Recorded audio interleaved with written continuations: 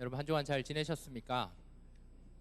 우리 지난주 말씀 뭐였는지 생각나는 우리 지체 있으신가요? 지난주 말씀의 제목은 그렇죠, 살아계신 예수님, 예수님의 부활하심. 제자들은 부활하신 예수님을 믿지 못했지만 저희들은 예수님 보지도 못했지만 믿을 수 있는 큰 믿음을 가진 자들임을 가지고 여러분 담대하게 더욱더 나아갈 수 있기를 바랍니다. 자, 우리 오늘은 갈라디아서 우리 1장 말씀을 통해서 하나님께 좋게 하라라는 제목으로 함께 말씀을 보고자 합니다. 자, 우리 차렷하시고 좀 어깨를 펴시고 말씀을 전할 때는 저를 좀 봐주시길 바랍니다. 저를 좀 봐주시길 바랍니다. 우리 저를 좀 봐주시고. 자, 감사합니다. 자, 여러분을 살아가면서 언제가 가장 힘이 드셨습니까? 우리는 늘 힘든 일을 경험하면서 살아가고 있는데요. 특별히 성경을 보면 이스라엘 백성들이 힘이 들 때가 있었습니다. 창세기 때 바벨탑을 쌓았을 때 그게 무너지고 언어가 혼잡하게 이렇게 혼란하게 되었을 때 굉장히 힘들지 않았을까라는 생각을 해보았습니다. 또한 이스라엘 백성들이 아브라함의 후손들로서 있다가 다 7년 동안 흉년을 맡아서 먹을 게 없어서 다 애굽 땅으로 나아가서 거기서 요셉을 알지 못하는 새 왕이 드러나 모든 이스라엘 백성들을 노예로 부릴 때 그 시간이 거의 400년 동안이나 굉장히 힘들지 않았을까 생각을 해보았습니다. 뿐만 아니라 출애굽을 해서 하나님의 살아계심, 홍해가 갈라지고 불기둥 구름기둥을 경험했으나 광야에서 40년 동안 훈련을 받았습니다. 광야 생활 40년 굉장히 힘들지 않았을까 생각을 해봅니다. 또한 얼마 전에 여러분과 말씀을 나누었던 사사시대, 그때 왕이 없어 자기 마음대로 행했던 그 시대, 한마디로 이제 말씀이 없는 시대니까, 법이 없는 시대니까 더 힘들지 않았을까 생각해 봅니다. 뿐만 아니라 나라가 남과 북으로 쪼개지게 되었을 때, 그리고 외세의 침략을 받았을 때 힘들었을 텐데, 더 힘들었을 때는 나라가 북이스라엘은 주전 722년에 아수르라는 나라에서 나라가 아예 멸망해 버렸을 때 얼마나 힘들었겠습니까? 또한 남쪽 유다는 주전 587년에 옆에 있는 바벨론이라는 나라에 의해서 나라가 멸망하고 그들을 잡혀가서 포로 생활을 할 때 굉장히 힘들지 않았을까 생각해 봅니다. 이 많은 이렇게 힘든 있는 것 중에 가장 힘들었던 순간이 언제였나라고 생각될 때 저는 포로 생활을 한 70년의 기간이 가장 힘들지 않았을까 생각합니다. 왜냐하면 여러분 성경을 읽어보시면 예레미야나 다른 어떤 말씀을 보면 그 70년의 기간 동안에는 하나님의 말씀이 한 번도 선포된 적이 없어요. 우리는 요즘은 하나님의 말씀을 들을 수 있는 기회가 굉장히 많은데 휴대폰으로 몇 번 클릭해도 하나님의 말씀을 들을 수 있고 인터넷만 켜도 하나님의 말씀을 들을 수 있는 시대에 살고 있는데, 그 시대 때는 70년 동안 하나님의 말씀이 한 번도 없었어요. 그러니까 얼마나 힘들었을까. 하나님이 정말 70년 동안 침묵했던 그 시기였기 때문에 굉장히 어려웠을 거라 생각이 됩니다. 그럼에도 불구하고 그 시대 때는 하나님의 은혜가 있었고, 그 이스라엘 백성들은 70년 동안 하나님의 말씀이 없었음에도 불구하고 믿음을 지켰습니다. 신앙을 지키려고 노력을 했습니다. 그렇기 때문에 이스라엘 백성이 대단한 거예요. 그래서 여러분 느헤미야서에 읽어보면 70년 만에 처음으로 학사 에스라가 많은 이스라엘 백성을 모아놓고 하나님의 말씀을 읽기만 해요.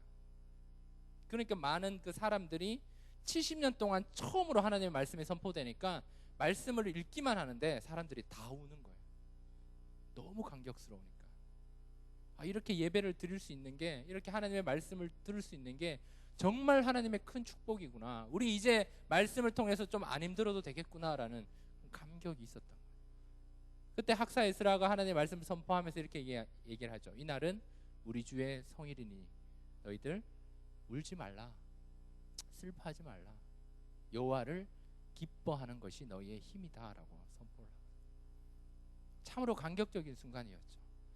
그리고 나서 이스라엘 백성들은 또 300년이라는 기간 동안 중간 시대라고 얘기를 해서 또 혼란의 시대를 경험하게 됩니다. 이 시대는 성경에 나와 있지 않은 구약과 신약 사이의 그 빈 공간의 시대인데요. 그때도 참으로 많은 핍박과 박해와 어려움이 있었습니다.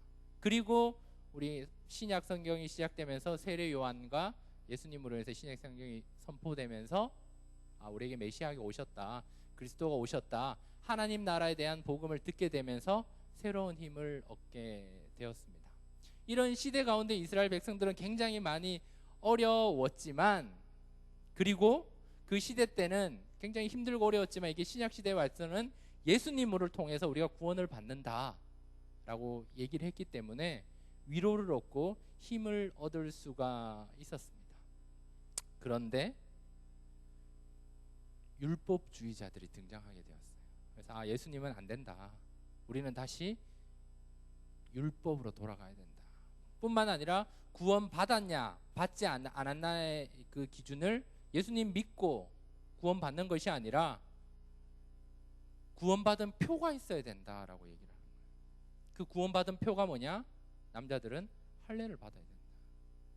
이런 율법주의자와 할례주의자들이 나타나서 사람들을 죽이며 정죄하기 시작했습니다. 오늘 갈라디아서 1장에 나오는 바울이라는 사람도 한때는 사울이라는 이름을 쓰는 율법주의자였습니다.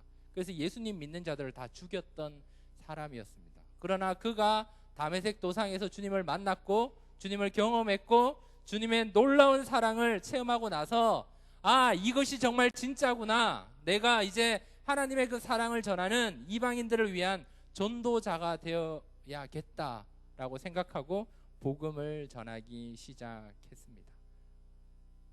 사울이라는 사람이 바울이 되었고, 이 바울이 이방인을 위한 전도자로 하나님의 그 사랑을 전하기 시작했으나 이것을 싫어하는 무리들이 있었죠. 역시 유대주의자, 율법주의자, 할례주의자들이 바울을 싫어하고 미워하고 공격하기 시작했습니다. 그리고 바울이 없는 그 시대 때는 바울이 복음을 들어가서 교회가 세워지고 바울이 다른 지역으로 또 복음을 전하러 갔을 때 거기에 들어가서 예수로 구원받는 게 아니다, 구원은 율법으로 받는다, 구원은 할례를 통해서 받는다라고 사람들을 미혹하고 바울을 적대시하기 시작했습니다. 이 상황이 갈라디아서의 상황입니다. 이때 바울 사도가 그 소식을 듣고 하나님의 감동으로 하나님의 숨을 넣는 이 하나님의 말씀은 이 성경을 통해서, 편지를 통해서 갈라디아 교인들에게 다른 복음은 없다, 오직 은혜로 예수 그리스도를 통해서만 구원을 얻을 수 있다를 강조하고 있는 책이 바로 갈라디아서입니다. 그래서 갈라디아서는 복음이 무엇인지를 잘 나타내고 있고 십자가가 무엇인지를 아주 잘 나타나 있는 내용입니다. 그래서 율법이 아니라 은혜를 강조하고 있는 책이 바로 갈라디아서입니다. 이렇게 바울 사도는 하나님의 감동으로 예수 그리스도를 강조하며 오늘 갈라디아 교인들에게 갈라디아서를 통해 하나님의 말씀을 전하고 있는 상황입니다. 이 상황에서 우리 오늘 갈라디아서 1장 우리 한 1절에서 10절까지 그런 내용, 우리 말씀은 6절에서 10절까지만 읽었지만 1절에서 10절까지 내용을 통해서 바울의 마음은 무엇인지, 또 하나님의 마음은 무엇인지 우리가 한번 살펴보도록 하겠습니다. 우리 갈라디아서 먼저 1장 1절 말씀 다 같이 한번 읽어볼까요? 우리 1장 1절 우리 성경을 보시고 우리 다 같이 읽을게요. 시작. 사람들에게서 난 것도 아니요 사람으로 말미암은 것도 아니요 오직 예수 그리스도와 그를 죽은 자가 하나님 아버지로 말미암아 사도된 바울은. 아멘. 그래서 1장 1절 서두에서 바울은 자기 자신에 대해서 아주 강력하게 강조하고 있습니다. 나는 하나님 아버지로부터 말미암았다. 나는 가짜 사도가 아니라 진짜 사도다라고 얘기를 하고 있습니다. 내가 전한 이 예수님, 하나님 나라에 대한 이 복음이 가짜가 아니라 진짜다라는 사실을 강조하고 있습니다. 사랑하는 희성교회 우리 청년부 우리 형제 자매들, 제가 여러분에게 질문 한 가지를 하겠습니다. 여러분은 진짜이십니까? 가짜이십니까? 여러분은 진짜 크리스천이십니까? 아니면 진짜 같은 가짜 크리스천이십니까? 여러분 어떻습니까? 일주일날 하나님 앞에 예배 드릴 때만 진짜고 나머지의 삶은 가짜로 살고 있지 않습니까? 여러분 신앙의 출발점은 이 바울 사도가 하나님의 말씀 감동으로 이 성경을 기록할 때 그 출발은 나의 출발은 하나님으로부터 왔다라는 것을 강조하고 있습니다. 우리가 하나님으로부터 출발되어 이 자리에 있음에도 불구하고 우리들은 가짜의 삶을 살 때가 많이 있습니다. 아니 진짜로 하나님을 사랑합니다, 주님을 찬양합니다, 예배합니다 라고 고백하지만 나의 삶은 가짜의 삶으로 살아갈 때가 너무나 많이 있습니다. 중요한 결정을 할 때는 하나님이 우선순위가 되어야 함에도 불구하고 하나님 없는 선택을 할 때가 있습니다. 아니 하나님보다 또 다른 것이 더 우선순위가 되는 것이 저와 여러분의 모습일 때가 많이 있습니다. 저와 여러분은 진짜가 되어야 합니다. 참 그리스도인, 진짜 그리스도인, 리얼 그리스도인이 되어야 하지 않겠습니까? 진짜 그리스도인은요, 진짜와 가짜를 구별하는 한 가지만 제가 말씀드리면, 여러 가지 많은 것이 있지만 그 한 가지를 이렇게 관점에 따라 다르겠지만 그 한 가지를 뽑는다면 나에게 전도 대상자가 있느냐로 볼 수 있습니다. 이 가운데 계신 우리 믿음의 우리 형제 자매들 가운데 나는 전도 대상자가 없다면 여러분 가짜 그리스도인일 수 있습니다. 왜냐하면 진짜 그리스도인이라면 이 하나님의 말씀인 이 복음, 예수 그리스도를 통해서 천국 가게 되는 이 확신이 있기 때문에 전하지 않고는 답답하여 견딜 수 있는 마음을 하나님께서 우리에게 주신다는 거예요. 왜? 제가 예를 들어서 김태희를 만났어요. 악수를 했어. 제 일평생 꿈은 이영애 씨를 만나는 건데 아직 한 번도 진짜 만났어요. 인증샷까지 찍었어요. 내가 가지고 있는 모든 SNS를 통해 다 올릴 것 같아. 나 만났다, 악수도 했다. 그리고 이 손은 일주일 동안 씻지 않을 것 같아. 이 손 말 않겠어요. 얘기하겠지. 내 오늘 당장 출근하자마자 담임 목사님과 교육자들 모인 상태에서 목사님 제가 어제 이영애 씨를 만났어요. 김태희를 봤습니다. 놀랍지 않습니까? 전하고 싶어서 막 입이 근질근질 안 하겠습니까? 여러분한테 제가 막 전화 안 하지, 전화해서 잘 지내냐? 내 자랑하네, 김태희 만났다. 너 만나봤냐? 막 자랑하지 않겠습니까? 이처럼 정말 좋아하는 걸 만났을 경우에 전하지 않으면 막 답답하거든요. 신기한 걸 경험했을 때는 친구들한테 카톡 보내요. 야, 너 이 봤냐? 나 봤다. 막 크크크 막 이런 거 막 보내잖아요. 이것이 우리의 모습이라는 거예요. 저와 여러분이 정말 참된 그리스도인이라면 예수 그리스도를 가지고 있는 자로, 예수 그리스도의 마음을 가지고 있는 자로 그것을 전하고 싶은 대상자가 있다라는 거예요. 그것이 나에게 없다면 여러분은 내가 참 그리스도인지 다시금 점검해 봐야 돼요. 내만 천국 갈 수 없잖아요. 나의 가족이 죽어가고 영원한 사망인 지옥에 간다는데 아파해야죠. 그리고 어떻게 하면 그에게 예수 그리스도를 전할 수 있을까? 기회를 보고 기도하면서 그 전도 대상자를 품고 전진해야죠. 사랑하는 이성교회 형제 자매님들, 2014년 지금 2월을 살아가고 있는데 전도 대상자를 선정하십시오. 그 전도 대상자 때문에 내가 하나님께 더욱더 기도하며 내가 그 전도 대상자 때문에 하나님과 더욱더 가까워질 수 있다면 그것이 정말 참 그리스도인의 모습으로 나아가는 거예요. 여러분 주변을 봐봐요. 믿지 않는 자들이 너무 많아요. 직장 동료일 수도 있고, 가족일 수도 있고, 친척일 수도 있고, 내 이웃집에 사는 사람일 수도 있고, 내가 자주 가는 커피숍의 사장님일 수도 있고, 무한하게 많습니다. 그들에게 예수 그리스도를 전할 수 있는 담대함을 달라고, 진짜 그리스도인이 되달라고 기도하십시오. 이번 토요일날 진행되는 이 영화 보기 행사, 그냥 친목, 교제, 그냥 영화 보고 밥 먹는 거일 수 있지만 절호의 찬스입니다. 대상자가 있는 자들은 미리 광고 한 3주 전부터 나갔을 때 그날 우리 만나자. 전혀 여러분 데려와도 막 부담 주지 않습니다. 교회 가자 막 이런 얘기 안 한다는 거예요. 그냥 같이 영화 보고 밥 먹고 인사하는 정도.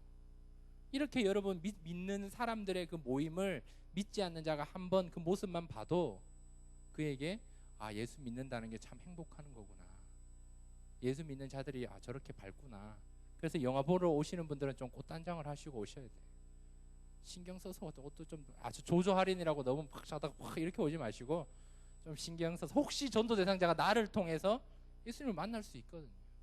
그리고 최대한 밝은 모습으로, 모르는 새 친구가 왔을 때 내 친구야 라고 했을 때 최대한 밝게 잘 왔다고, 그런 액션들이 우리 안에 있을 때 그것이 우리가 참 크리스천의 모습으로 살아가는 사실입니다. 둘째로 이 갈라디아서 1장 1절에서 10절까지 서두에 보면 충격적인 사실 하나가 있습니다. 그 충격적인 사실 하나는 감사하다는 말이 1절부터 10절까지 서두에 한 번도 없다라는 거예요. 충격적이지 않습니까? 바울 사도는 항상 기뻐하라, 쉬지 말고 기도하라, 범사에 감사하라고 늘 선포했고 그것이 하나님의 뜻이다 라고 얘기했던 사람이 바로 바울 사도입니다. 감사의 사람이라는 거예요. 감사는 하나님의 뜻이라고 고백했던 사람이에요. 그럼에도 불구하고 바울이 쓴 13개의 서신, 모든 서신들을 여러분 1절부터 5절이나 10절까지 찾아보면 모두 다 감사한다는 말이 반드시 다 있습니다. 유일하게 감사가 없는 편지, 이 하나님의 말씀인 갈라디아서에는 감사가 없습니다. 왜겠습니까? 감사를 바울이 하나님의 뜻임에도 불구하고 잊어버렸겠습니까?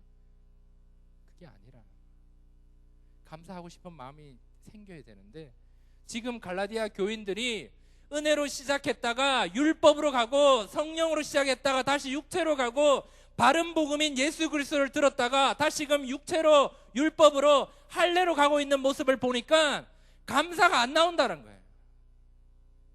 충격적인 내용이에요. 이게 바울의 마음이에요. 다시 말하면 바울이 지금 가슴이 너무 아파하고 있다는 사실이에요. 사랑하는 희성교회 청년부 형제 자매들, 여러분은 어떻습니까? 여러분의 삶, 여러분의 신앙, 여러분의 생활 속에서 감사의 삶을 살고 계십니까? 아니면 교회에서 나를 좀 이끌어주는 우리 소그룹에서 리더의 마음을 아프게 하고 있지는 않습니까? 또 다른 이들에게 상처를 주거나 마음을 아파하고 있지는 않습니까? 내가 하나님 앞에서 믿음이 자라나면 여러분의 부모님이, 여러분의 친구들이, 여러분의 동료들이, 또는 여러분의 가족장이, 리더가 여러분을 통해서 감사하지 않겠습니까? 오늘 본문에 등장하는 이 바울 사도는 감사의 사람이라도 불구하고 감사를 하고 있지 않습니다. 아니, 정말 감사하고 싶은데, 하나님께 감사로 영광 돌리고 싶은데 그렇지 못하고 있습니다. 이것이 바울 사도의 마음입니다. 아니, 바울 사도의 마음이 아픈 것이 아니라 더 나아가면 하나님의 마음을 아파하고 있습니다. 우리는 하나님의 은혜 때문에 감사해야 되는데 하나님과 우리가 멀어지면 멀어질수록 하나님이 마음 아파하고 있다는 거예요.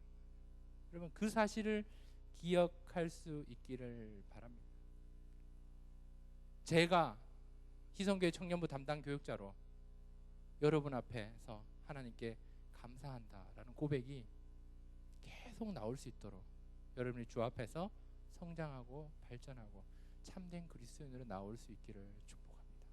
여러분, 다가오는 토요일은 월 1회 우리가 새벽 예배 한 번 드리는 월삭 새벽 기도의 날입니다.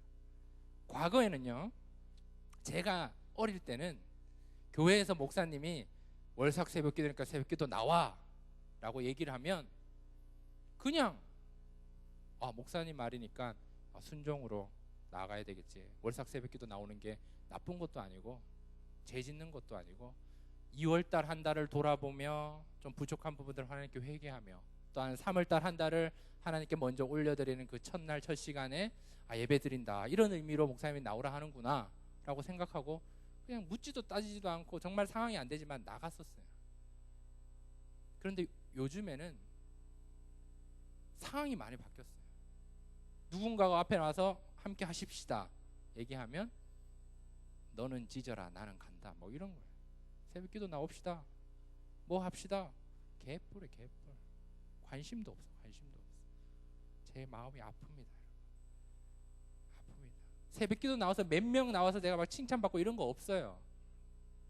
중요한 건 여러분의 영혼이에요. 얼마큼 여러분이 첫날, 첫 시간을 하나님 앞에 드리느냐, 첫날, 첫 시간을 하나님 앞에서 회복하며 나아가느냐, 한 달을 돌아보며 또한 한 달을 기대하며 하나님과 가까이 하느냐, 그것이 하나님께서 저와 여러분을 향한 마음 아니겠습니까? 물론 저와 여러분이 하나님 앞에서 그럴 상황이 안 될 수도 있어요. 새벽 예배를 드리면 출근할 수 없거나 또한 거리가 멀어서, 그럴 때는 여러분 개인적으로 정해서 기도하시면 되지 않겠습니까?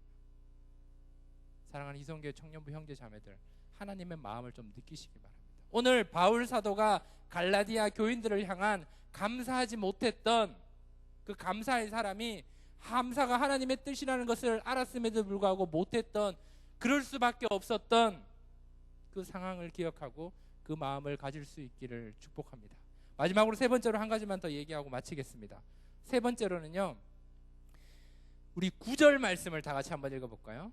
갈라디아서 1장 9절입니다.